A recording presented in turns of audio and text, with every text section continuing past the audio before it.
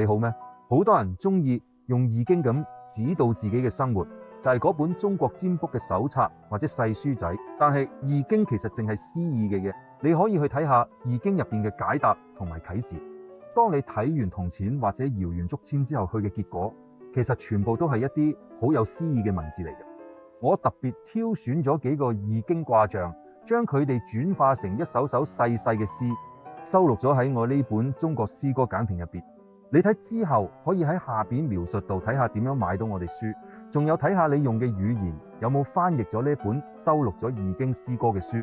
我而家會讀一讀我將易經第30卦改編成嘅一首小詩，4條光明嘅陽線，2條黃昏嘅陰線，2個離卦凝聚住銅同金之間嘅聯繫。